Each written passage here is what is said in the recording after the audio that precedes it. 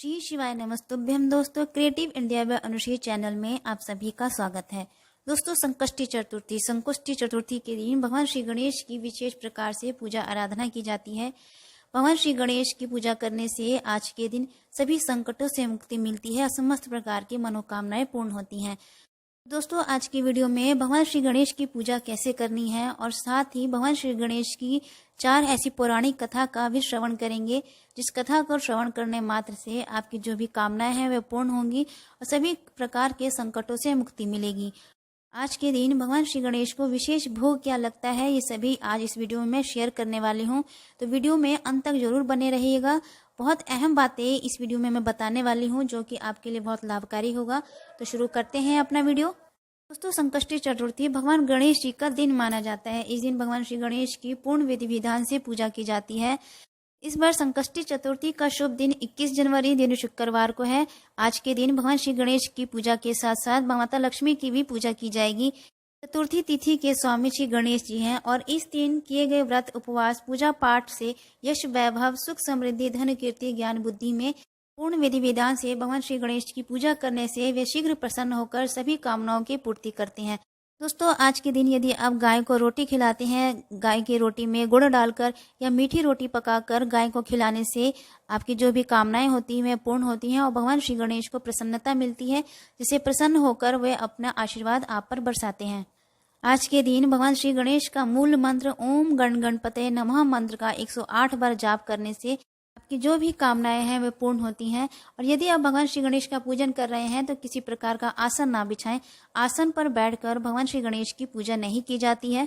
भगवान श्री गणेश के सामने सम्मुख बैठकर अपने व्रत का संकल्प लें और पूरे दिन अन्न ग्रहण नहीं करना है। आपको केवल एक समय अन्न ग्रहण करें, वो भी चंद्रोदय के बाद ही। जब चंद्रोदय का आप दर्शन कर लेते हैं, चंद्रदेव का दर्शन कर लेते हैं, उन्हें अर्घ्य अर्पित कर लेते हैं, तभी आप अन्न ग्रहण करके अपने व्रत को पूरा कर सकते हैं। आज के दिन तांबे के लोटे में शुद्ध जल भरकर उसमें सफेद तिल या काले तिल डालकर, बिल्वपत्र डालकर, गुड़ डालकर भगवान शिव के शिवलिंग पर अर्पित करने से आपकी जो भी कामना होती है वह पूर्ण होती है। उन्हें बिल्वपत्र चढ़ाएं, भांग धतूरा, उनकी प्रिय वस्तुएं भी उन्हें अर्पित करें। दोस्तों, आज के दिन संकष्टी चतुर्थी के दिन यदि आप एक केले के पत्ते पर उस पर रोली से त्रिकोण बना ले, केले का पत्ता लेकर उस पर रोली से त्रिकोण बना लें और आगे वाले कोण पर दीपक रखें, जलता हुआ दीपक रखें, शुद्ध घी का दीपक जलाएं। फिर बीच में मसूर की कुछ दाल के दाने व लाल मिर्च रखें। इसके साथ ही अग्ने सखस्य बोधि नः मंत्र का जाप करें। इस मंत्र का जाप करके आप 1 माला या 2 माला जाप कर सकते हैं और इस मंत्र का जाप करते हुए अपनी कामना बोलते हुए प्रार्थना करें भगवान श्री गणेश से। आपकी जो भी कामना है, धन वृद्धि की, व्यापार वृद्धि की कामना है, सुख समृद्धि की कामना है, जो भी आपकी कामना है वो कामना बोलते हुए इस मंत्र का जाप करें। आपकी जो भी कामनाएं होंगी सारी पूर्ण होंगी। दोस्तों, ये कुछ विशेष कार्य हैं जिस कार्य को करने से, इन उपायों को करने से आपके जीवन की सभी प्रकार के कष्ट दूर होते हैं और समस्त प्रकार की कामनाएं पूर्ण होती है। उसमें शीघ्र फल की और शुभ फल की भी प्राप्ति होती है। संकष्टी चतुर्थी के दिन भगवान गणेश जी का व्रत करने से जो स्त्रियां व्रत करती हैं उनके घर परिवार में सुख समृद्धि का वास बना रहता है और किसी भी प्रकार की विपदा से वे दूर रहते हैं। उनके मांगलिक कार्य संपन्न होते हैं। भगवान श्री गणेश की असीम सुखों की प्राप्ति होती है। दोस्तों, माघ माह में किसी भी गणेश चतुर्थी के दिन, चतुर्थी तिथि पर भगवान श्री गणेश की पूजा की जाती है, उनकी कथा का श्रवण किया जाता है, तो आपकी जो भी कामनाएं होती हैं वे पूर्ण होती हैं। साथ ही भगवान श्री गणेश की असीम कृपा प्राप्त हो जाती है। दोस्तों, अब हम भगवान श्री गणेश की कथा का श्रवण करेंगे, जिसे आप पूरे मन से एकाग्र होकर, ध्यानचित्त होकर सुनिएगा। तो पहली कथा इस प्रकार है। एक बार राजा हरिश्चंद्र के राज्य में एक कुम्हार था। वह मिट्टी के बर्तन बनाता, लेकिन वे कच्चे रह जाते। एक पुजारी की सलाह पर उसने इस समस्या को दूर करने के लिए एक छोटे से बालक को मिट्टी के बर्तनों के साथ आवा में डाल दिया। उस दिन संकष्टी चतुर्थी का दिन था। उस बच्चे की माँ अपने बेटे के लिए परेशान थी। उसने गणेश जी से बेटे की कुशलता की प्रार्थना की। दूसरे दिन जब कुम्हार ने सुबह उठकर देखा तो आवा में उसके बर्तन तो पक गए थे, लेकिन बच्चे का बाल भी बांका नहीं हुआ था। वह डर गया और राजा के दरबार में जाकर सारी घटना बताई। इसके बाद राजा ने उस बच्चे और उसकी माँ को बुलवाया तो माँ ने सभी तरह के विघ्न को दूर करने वाली संकष्टी चतुर्थी का वर्णन किया। इस घटना के बाद से महिलाएं संतान और परिवार के सुख सौभाग्य के लिए संकट चौथ का व्रत करने लगी। बोलिए श्री गणेश भगवान की जय। तो दूसरी कथा इस प्रकार है। एक समय की बात है कि विष्णु भगवान का विवाह लक्ष्मी जी के साथ निश्चित हो गया। विवाह की तैयारी होने लगी। सभी देवताओं को निमंत्रण भेजे गए, परंतु गणेश जी को निमंत्रण नहीं दिया गया। कारण जो भी रहा हो, अब भगवान विष्णु की बारात जाने का समय आ गया। सभी देवता अपनी पत्नियों के साथ विवाह समारोह में आए। उन सब ने देखा कि गणेश जी कहीं दिखाई नहीं दे रहे हैं। तब वे आपस में चर्चा करने लगे कि क्या गणेश जी को न्योता नहीं दिया या स्वयं गणेश जी आए ही नहीं। सभी को इस बात पर आश्चर्य होने लगा। तभी सबने विचार किया कि विष्णु भगवान से ही इसका कारण पूछा जाए। विष्णु भगवान से पूछने पर उन्होंने कहा कि हमने गणेश जी के पिता भोलेनाथ महादेव को न्योता भेजा है। यदि गणेश जी अपने पिता के साथ आना चाहते हैं तो आ जाते। अलग से न्योता देने की कोई आवश्यकता भी नहीं थी। दूसरी बात यह है कि उनको 1.25 मन मूंग, 1.25 मन चावल और 1.25 मन घी और 1.25 मन लड्डू का भोजन दिन भर में चाहिए। यदि गणेश जी नहीं आएंगे तो कोई बात नहीं, दूसरे के घर इतना सारा खाना पीना अच्छी बात नहीं। इतनी वार्ता कर ही रहे थे कि किसी ने एक सुझाव दिया, यदि गणेश जी भी आ जाए तो उनको द्वारपाल बनाकर बैठा देंगे कि आप घर की याद रखना। आप तो चूहे पर बैठकर धीरे धीरे चलोगे तो बारात से बहुत पीछे रह जाओगे। यह सुझाव भी सबको पसंद आ गया, तो विष्णु भगवान ने अपनी सहमति दे दी। होना क्या था कि इतने में गणेश जी वहां आ पहुंचे और उन्हें समझा बुझाकर घर की रखवाली करने के लिए बैठा दिया गया। बारात चल दी। तब नारद जी ने देखा कि गणेश जी तो दरवाजे पर ही बैठे हुए हैं, तो वे गणेश जी के पास गए और रुकने का कारण पूछा। गणेश जी कहने लगे कि विष्णु भगवान ने मेरा बहुत अपमान किया है। नारद जी ने कहा कि आप अपनी मूषक सेना को आगे भेज दें तो वह रास्ता खोद देंगी, जिससे उनके वाहन धरती में धंस जाएंगे। तब आपको सम्मानपूर्वक बुलवाना पड़ेगा। अब तो गणेश जी ने अपनी मूषक सेना जल्दी से आगे भेज दी और सेना ने जमीन पोली कर दी। जब बारात वहां से चली तो रथों के पहिए धरती में धंस गए। लाख कोशिश करे परंतु पहिए ना निकले। सभी ने अपने अपने उपाय किए, परंतु पहिए तो नहीं निकले, बल्कि जगह जगह से टूट गए। किसी की समझ में आ नहीं रहा था कि अब क्या किया जाए। तब तो नारद जी ने कहा, आप लोगों ने गणेश जी का अपमान करके अच्छा नहीं किया। यदि उन्हें मनाकर लाया जाए तो आपका कार्य सिद्ध हो सकता है और यह संकट टल सकता है। शंकर भगवान ने अपने दूत नंदी को भेजा और वे गणेश जी को लेकर आए। नंदी को गणेश जी का आदर सम्मान के साथ पूजन किया। तब कहीं रथ के पहिए निकले। अब रथ के पहिए निकल गए तो परंतु वे टूट फूट गए थे, तो उन्हें सुधारे कौन। पास के खेत में खाती काम कर रहा था, उसे बुलाया गया। खाती अपना कार्य करने से पहले श्री गणेशाय नमः कहकर गणेश जी की वंदना मन ही मन करने लगा।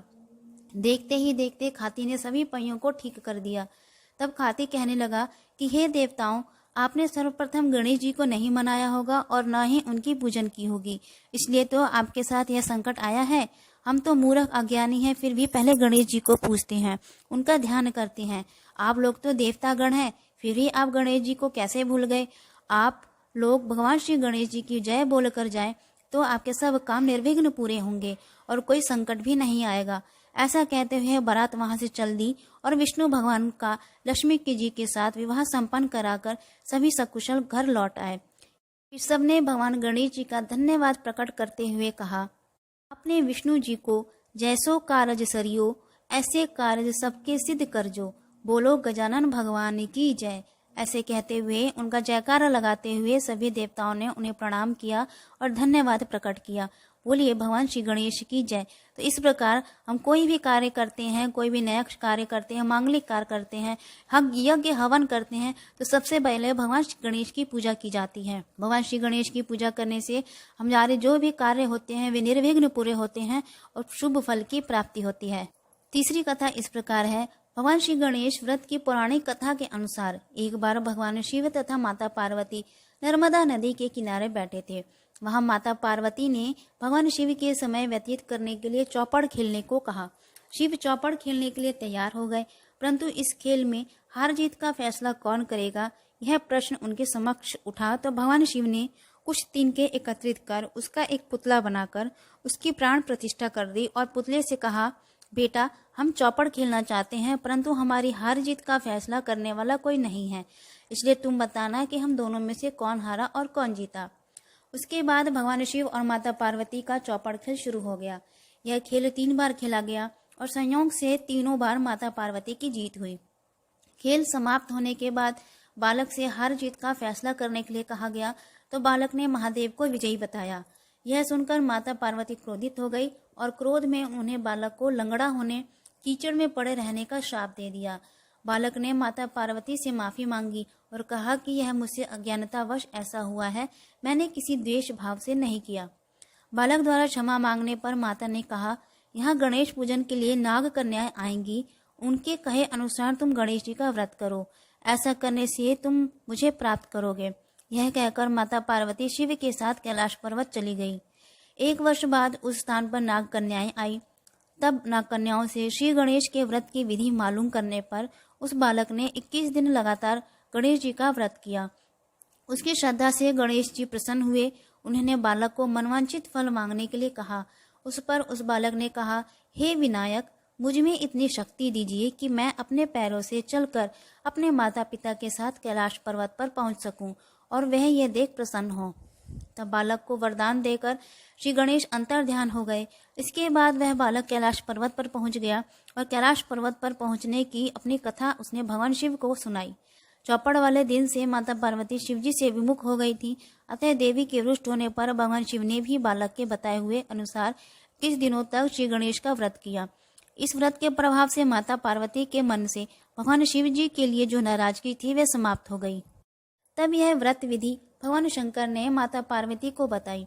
यह सुनकर माता पार्वती के मन में भी अपने पुत्र कार्तिकेय से मिलने की इच्छा जागृत हुई। तब माता पार्वती ने भी 21 दिन तक भगवान श्री गणेश का व्रत किया तथा दुर्वा, फूल और लड्डुओं से श्री गणेश जी का पूजन अर्चन किया।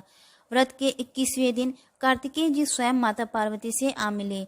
उस दिन से श्री गणेश चतुर्थी का यह व्रत समस्त मनोकामनाओं की पूर्ति करने वाला व्रत माना जाता है। इस व्रत को करने से मनुष्य के सारे कष्ट दूर होते हैं, संकट दूर होते हैं, मनुष्यों को समस्त सुख सुविधाओं की प्राप्ति होती है, समस्त कामनाओं की प्राप्ति होती है। दोस्तों, अब बात करते हैं भगवान श्री गणेश की संकष्टी चतुर्थी का शुभ मुहूर्त, शुभ दिन क्या है। 21 जनवरी दिन शुक्रवार की सुबह लगभग 8:51 पर तिथि आरंभ होगी, जो कि 22 जनवरी शनिवार की सुबह 9:14 पर समाप्त होगी। 21 जनवरी को चंद्र उदित होने का समय है, रात लगभग 9 बजे होगा। हर स्थान के अनुसार चंद्रोदय के समय में अंतर आ सकता है, तो आप चंद्र उदित होने का वेट अवश्य करें और बिना चंद्र को अर्घ्य दिए, उनके दर्शन किए आप अपने व्रत को ना खोलें, इससे आपका व्रत परिपूर्ण नहीं माना जाएगा। व्रत के दर्शन करने के बाद ही, उन्हें जल अर्पित करने के बाद ही अपने व्रत का पारण करें। शुक्रवार को पूर्वा फाल्गुनी नक्षत्र होने से सिद्ध नाम का शुभ योग भी बन रहा है। इस दिन कोई शुभ योग में आप कोई पूजन करते हैं, व्रत करते हैं, कोई उपाय करते हैं तो उसमें सुख समृद्धि बनी रहती है और शीघ्र फल की प्राप्ति होती है। दोस्तों, आज की जानकारी आपको कैसी लगी? यदि जानकारी अच्छी लगे तो वीडियो को लाइक जरूर कीजिएगा। लाइक करने से मुझे मोटिवेशन मिलता है कि वीडियो पसंद आई है। वीडियो नहीं भी पसंद आई तो आप कमेंट बॉक्स में कमेंट करके जरूर बताइए। चैनल से संबंधित कोई सुझाव हो तो कमेंट बॉक्स में, कमेंट सेक्शन में जरूर बताइए। इससे क्या होगा, वीडियो को कंटेंट सुधारने में मुझे मदद मिलेगी। वीडियो को सुनने के बाद लाइक कर दीजिएगा, चैनल को सब्सक्राइब जरूर कीजिएगा, बेल आइकन को जरूर प्रेस कीजिएगा। इससे वीडियो की जो भी नोटिफिकेशन है, मैं जो भी वीडियो डालती हूँ उसकी नोटिफिकेशन आपको मिलती रहेगी। आपको पूजा पाठ से संबंधित कुछ अन्य जानकारियों की आवश्यकता है या किसी कथा का श्रवण करना चाहते हैं या किसी उपाय के बारे में पूछना चाहते हैं, जानना चाहते हैं, कमेंट सेक्शन में कमेंट करके आप जरूर पूछ सकते हैं, बता सकते हैं। तो मिलते हैं अगले वीडियो में।